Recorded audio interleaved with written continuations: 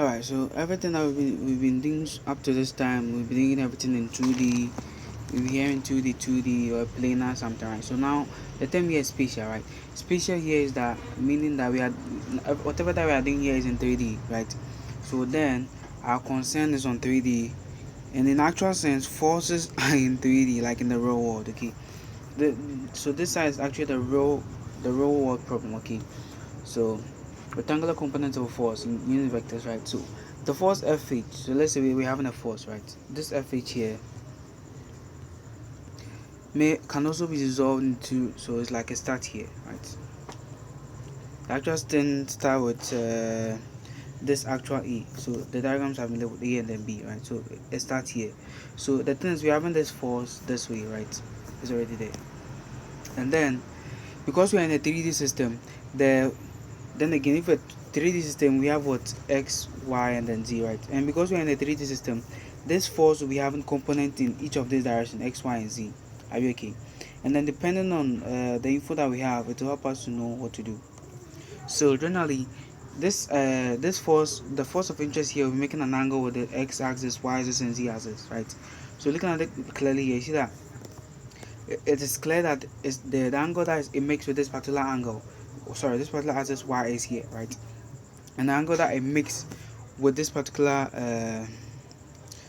the angle that it makes, okay, let's see, the angle that the force makes with the y axis here is this one, right? So theta subscript y, right? And then the angle that this angle, the force when it is projected down like this, that it makes with this x here, right, is this angle.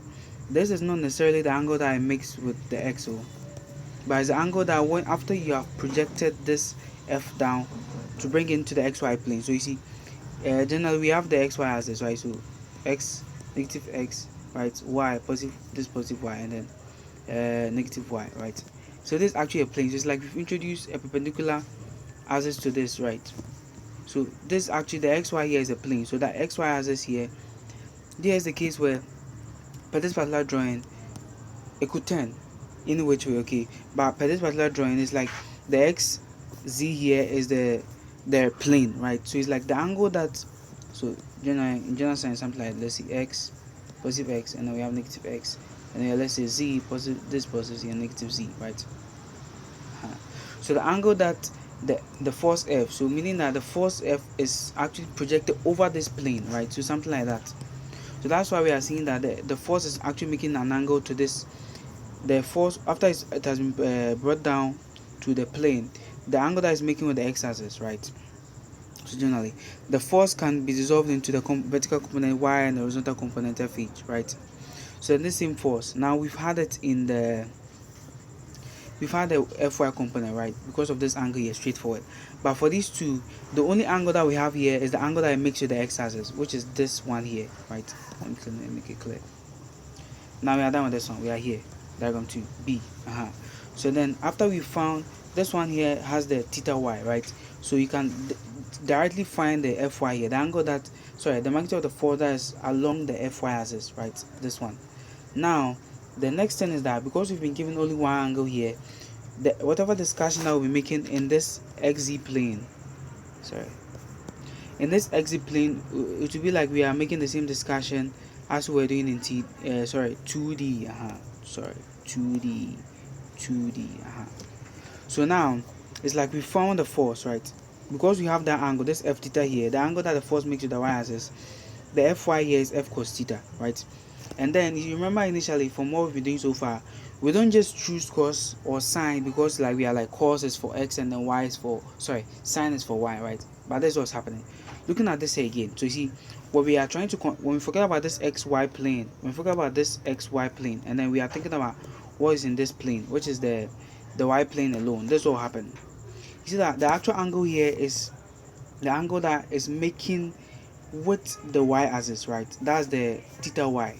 Okay, so then if you try to do some trigonometry here, you see that we have this here, and then this angle here is actually adjacent to the y-axis here. You see the thing, and then this could be like this. The force here will be actually our hypotenuse, right? The force will be a hypotenuse, and then we'll have an opposite side. this x here, sorry, this x, right, could be brought here, something like this. And then this force, if we extend it, will come and meet it like this, right? So in actual sense, if we are to draw this triangle out, something like this, we have to draw this triangle out, and I'm trying to turn it in this direction, right?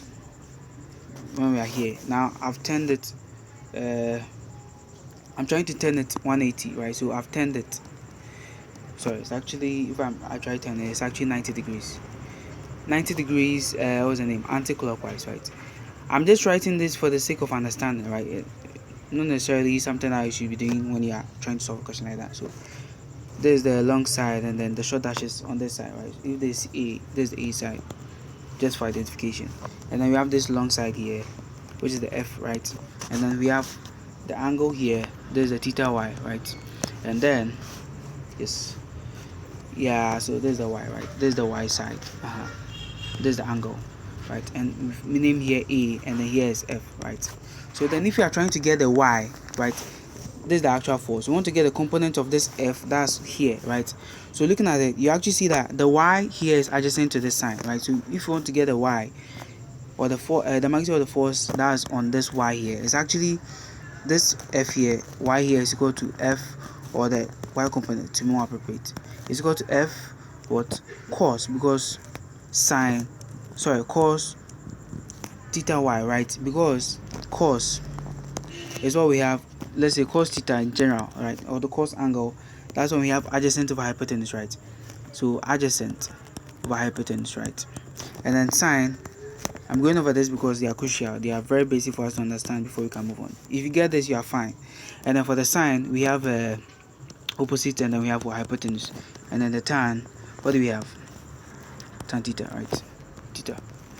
General, these are general rules. And then for the tan, we have opposite of adjacent, right? So looking at this particular triangle here, which is this triangle here, comes from this one here, right? So whatever that we are having here, right?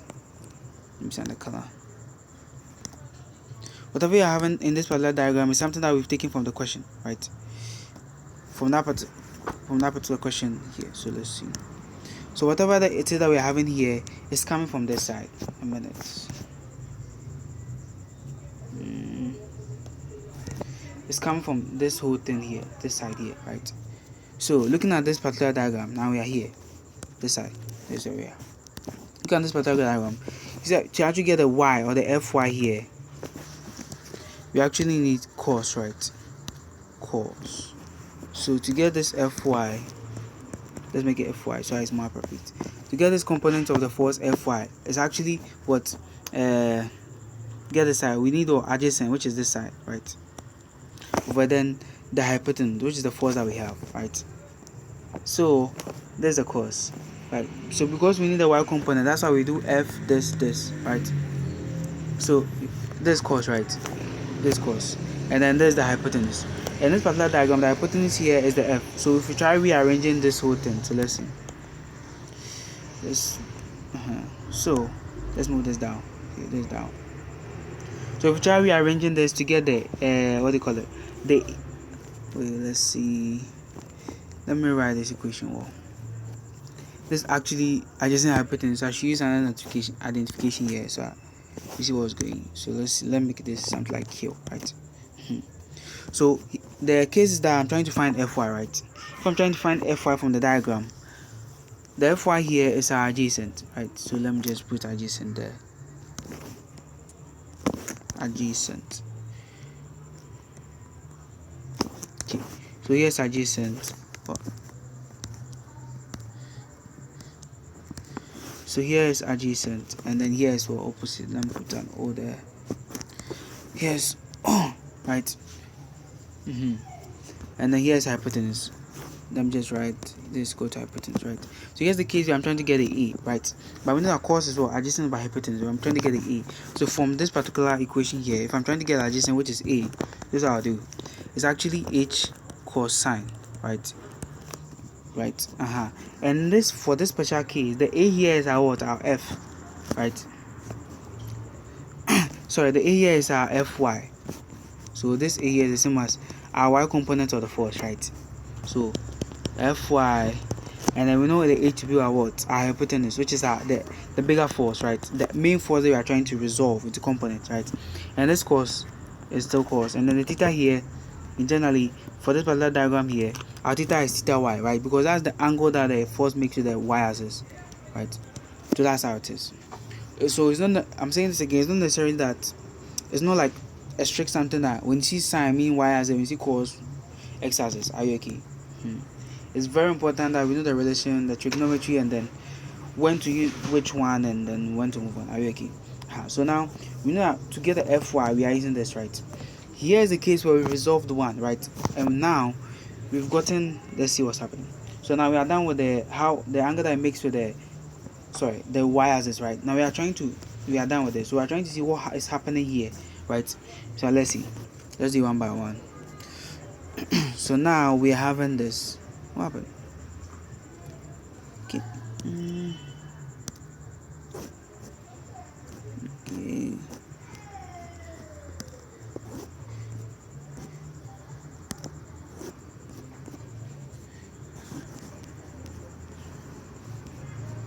It's like something's missing. Let's continue. So we've done this side. So now let's move down. Okay. So this is what's happening. Now there's the actual thing. So let's say we are trying to make it square, right? As in planar, to see what's happening. This is the z, right? And here is the x, right? So we draw a shape, right? This is still the origin, right? So everything here, in the actual sense, here is negative x, and then here is what? Negative z, right? But our interest is this side. Our region of interest is the positive region, right, of the xy plane, this side, right? So let's do our discussions now. So now this is what's happening. Now we know that we've resolved the force to get the y component of it, right? The force, the part of the force that is actually in line with the y-axis, right? Now we know that the part of the force, we are trying to get the part of the force that's in line with this plane, the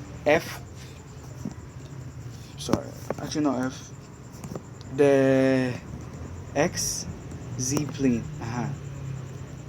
So this thing here is actually the xz plane. So this is what we are doing. This is the xz plane, right? So now we know the force is here, something like this, right? We know the force is here. We know the force to be here, right? So this is the force. Notice that the full force, so the component that is actually in line with the xz plane. So let's make it easier. Let's write something like, let's say xz, right? So that we see what's happening. For the sake of identification is why I'm writing it this way. So this is fz plane, right? So this is the force in the fz plane. So fx subscript x and z, right? xz, not f. So now per the question or per the problem here, or per the diagram here, you've seen that we know this angle, right? Theta z, and then we know the fy component, right? And now the only thing that we've been given concerning the xz plane is that the force, right, when we resolve it and it comes into the xz plane, the only thing that we know is the angle that it makes with the, what do you call it, the x-axis, right? So this actual force will be somewhere here, right? So now we know that one. Now because we've been given that one, this is what we can do.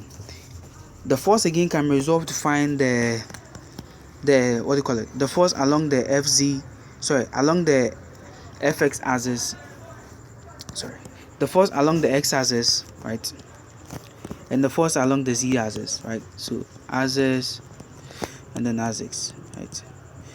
And now because we know the angle here, right, it's actually adjacent to this x. Because it's adjacent, that's when we are trying to find the component of the force along the x-axis. This is what we do. This fx here will be equal to the full force, right?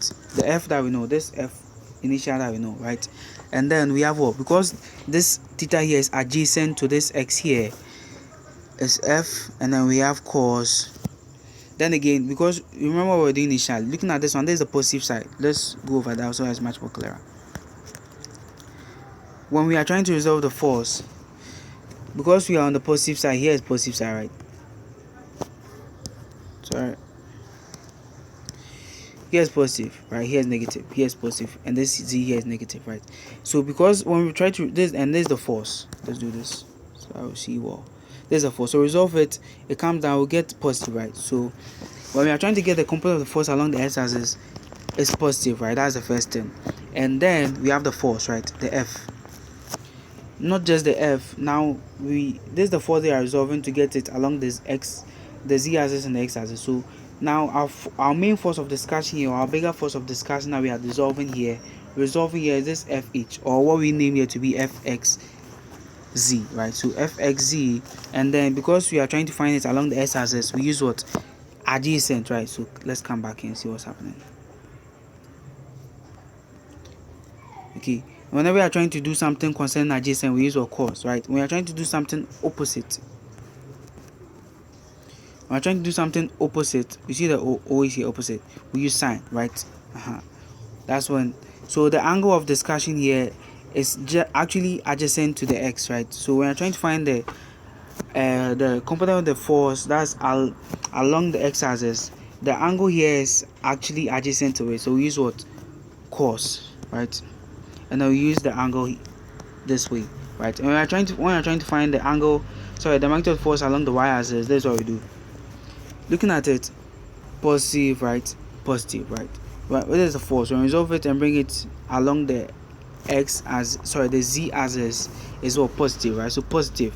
And then the main force that we're trying to resolve is this fxy. So fxz, and then looking at it, the component we're trying to find is here, right? So if we actually when we're trying to draw in the triangle, it's something like this, right?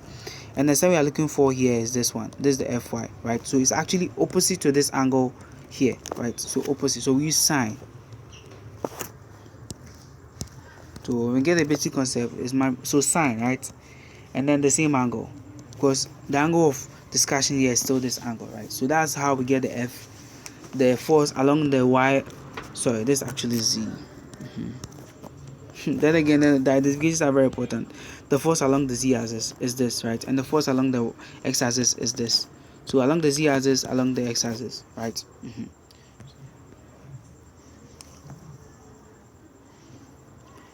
Yeah, so this has been done. So right, the first thing was that we had the main force here. This diagram A, diagram B, and then this diagram C, right? So it's like from A to B and then to C, right? So when we're discussing diagram A, we're actually resolving the force, right? Because we have an angle here, we can get the Fy direct, right? And now because we don't have the angle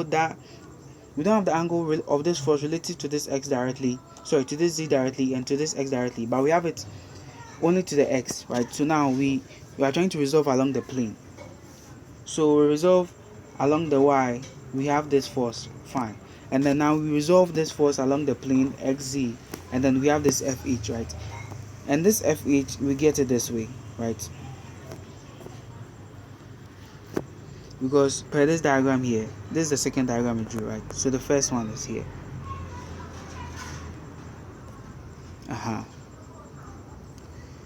Come on.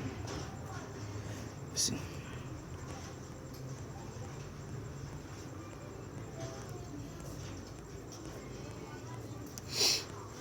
Okay, so we actually got this one, sorry, the angle that this one makes, right? Because when we try drawing a triangle here, right, it's the y component here is actually adjacent to this angle, so we use cos, right? And then anything else, so you see, if we bring this one here and try and draw another line here to form a full triangle, this fh here will be opposite. That's why we use sine here to get a fh, right? And this same fh can also be resolved to get the z component and the s component, right? And to get the z component, because the angle here is this way per this diagram here, right? To get them, we have just one angle. So the angle along this x here, right, which is this side, the x they are trying to get is actually adjacent to the angle. So looking at the diagram here, you see, this is the angle, right? This is the angle, and the fs component is actually adjacent to the angle. That's why we use cos to find the fx this side, right here. And now trying to find the fz, when trying drawing the triangle or pair the triangular rule, you can bring the fz here, right? This is actually fz. doesn't change anything. And looking at it, this is the angle, right? And this is opposite. So this is the opposite side. So we use sine to get the FZ component of the force, right? So in 3D, this is how it works. So the S component, right? But the information given, this is the S component of the force that we're trying to find, right? And this is the main force that we are resolving, right? Which is this FH here, right? So because the S component, this is the angle that we're giving here, and the S component is actually adjacent to this angle.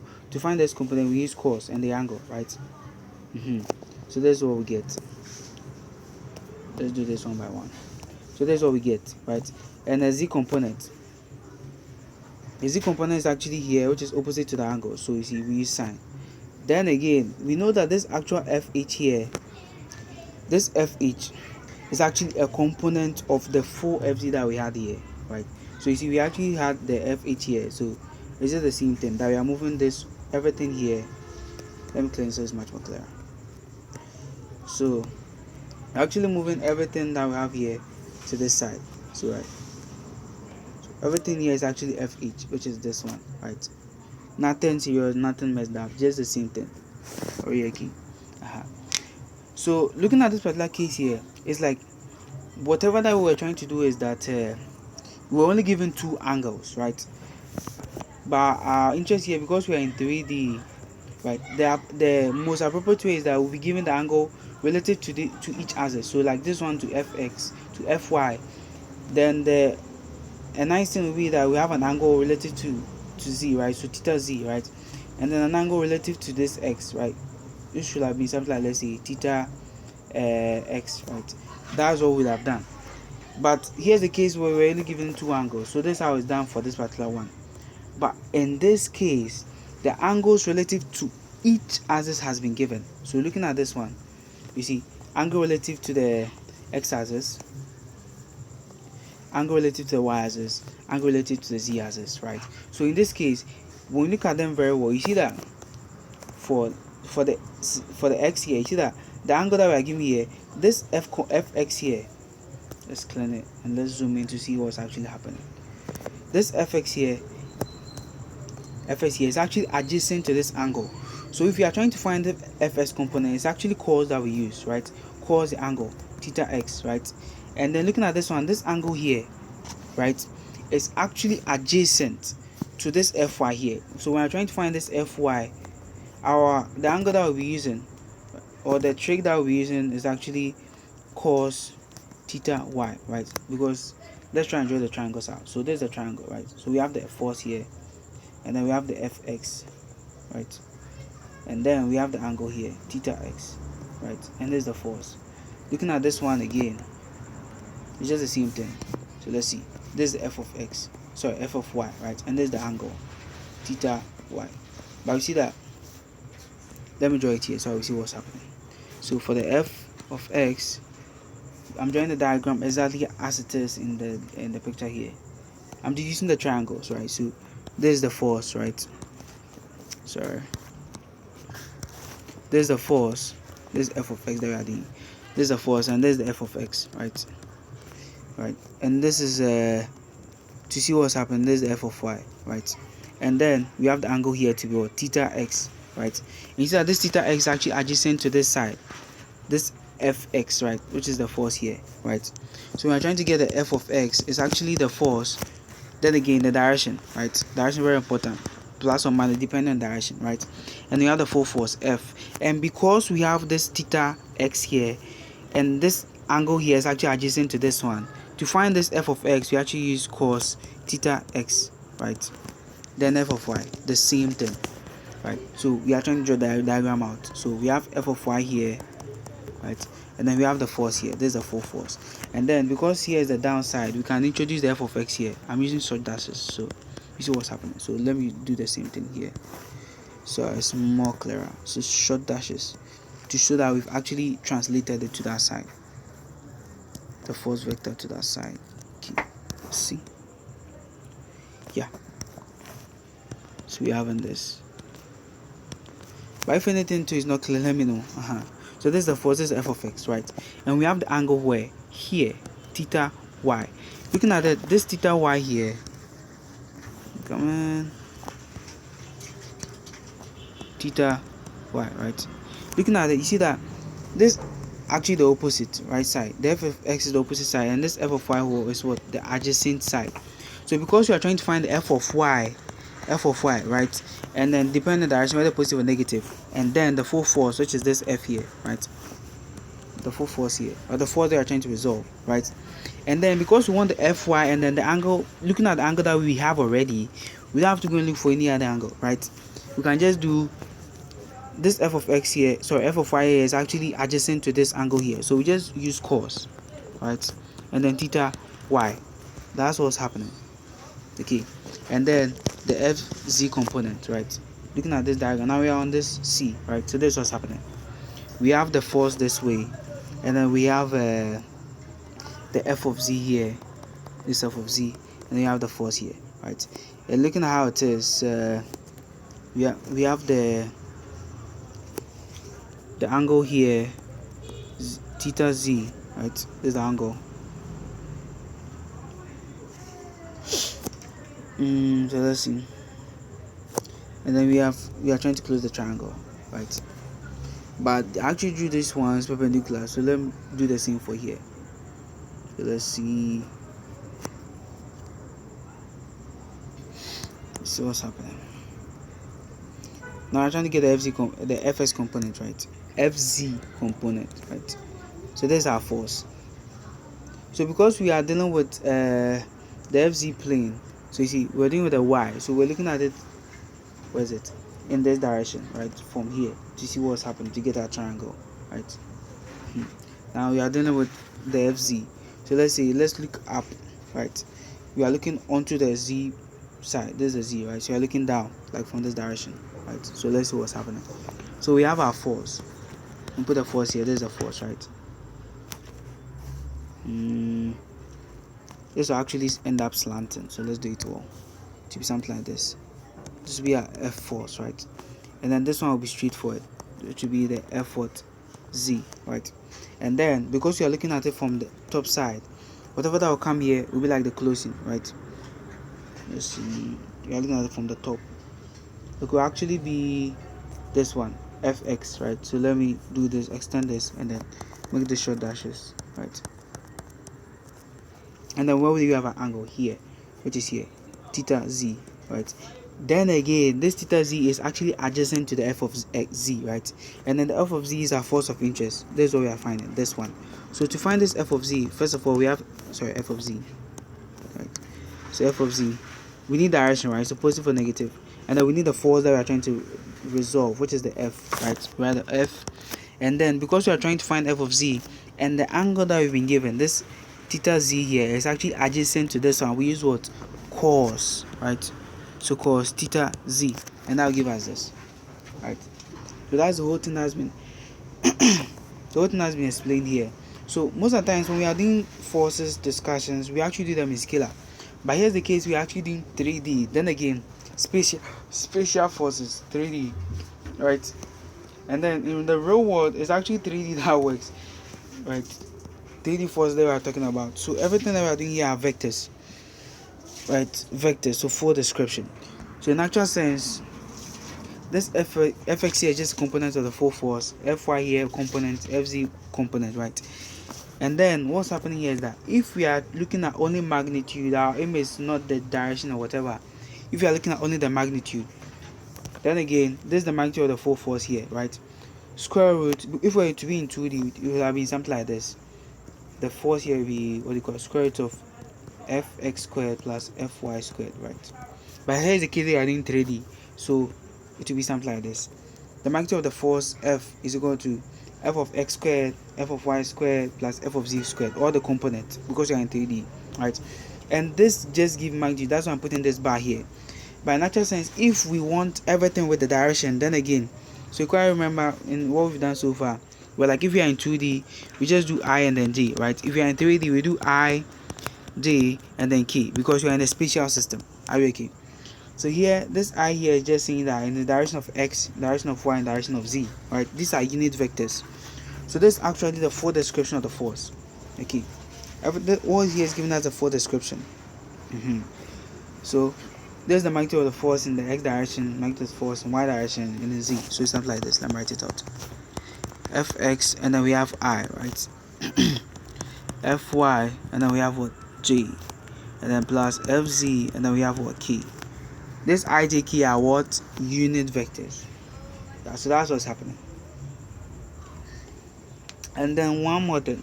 What's happening is that, you see, whenever, because we are trying to describe the force, a full description of the force is actually this way. This, right? Right. And then seeing this, we can bring the F out, and then we'll have the IJK on the inside. Right? The Fx, let me write this out. So it's actually this F here, we are getting it from Fx, Fy, and Fz. Right? And we know this Fy, Fx, Fy, and Fz, to get each of them, we actually need the force and then the cos of the angle that it makes with them. Right? So we can factorize this out. That's why we're getting this. Right? So you see, f of z, this is the f of x portion, right? So meaning that this whole theta, cos theta x here, when multiplied by this f here, you end up getting what's the name, f of x, right? And multiply this f by this theta y here, you actually get f of y, and multiply this by this with the angle, you actually get f of z. It's the same thing, just expansion, right? And then we are seeing that this lambda here, this symbol here, can use this lambda to represent all that is inside here, right? Which is actually the unit vector of the force. Are we okay? It's having a magnitude of 1. So you can actually test this. Whenever you have a system and then you actually find you have the angles, right? This what's the name? Theta x, cos theta y, cos theta z. And then you square them, all of them, right? And you actually get 1, right? Because whenever we are trying to find the magnitude of the force, we do what? That's what we do. If we're to be in 2D, let's say in 2D, this is what we do. And we have a force, right? And then we know the Fs component and we know the Fy component. Let me make it R so it's much more clearer. Because this is what we do so far. So sounds like R, right? And then we've resolved everything, and then we have the S component of the resultant, right? And then we have the y component of the resultant. Let's see, ry, right? You have to get the magnitude of this r here, this one. This is what we do: square root, and then we have rx squared plus ry squared, right? This one gives us the magnitude. That's why I put this bar here, the magnitude of the r. If it's in 3D, the same thing, right? Because we have all the components of it: square root rx squared plus ry squared plus rz squared, right? Z, the same thing. And now here's the case that this fx here, you see I wrote initially, you brought the force out, and so this times this is actually giving us our f of x, and then this times this is actually giving our f of y, and then this times this actually give our f of z, right? And now what we are trying to discuss here is that when we put this cos theta x, cos theta y, cos theta z, and we square them, it actually gives us 1, telling us that the magnitude of this unit vector here is 1. It's actually a unit vector, so that's why the magnitude is 1, right? And then this cos theta here actually comes from this, because cos theta is what? Whenever we use cos, you know is what? Cos is what? Adjacent over what? Let me write it well. So cos theta, right, generally is actually adjacent over hypotenuse, right? And pair everything that we have here, because this is respect to the x-axis, our adjacent will be this, hypotenuse this, right? To the y-axis, adjacent hypotenuse, right? To the z-axis, adjacent hypotenuse. Are you okay? The moment you get this concept, whichever way the question is or the problem is, you'll be able to solve it, right? But you have to know the difference, because when we started looking at this particular one here, they gave us an angle with respect to the y-axis, but here they didn't give us respect to the x and then the z. They just gave us with respect to the x, right? And then we use that for that one to do for just the component, the fz component and then the fx component, because we were only given 1. But if it happens they are given with respect to each axis, like in this case theta x, theta y, theta z, then you can go by this. But this one, let me you can go by this one here to actually find the component forces, right, along the s axis, along the y axis, and along the z axis, right.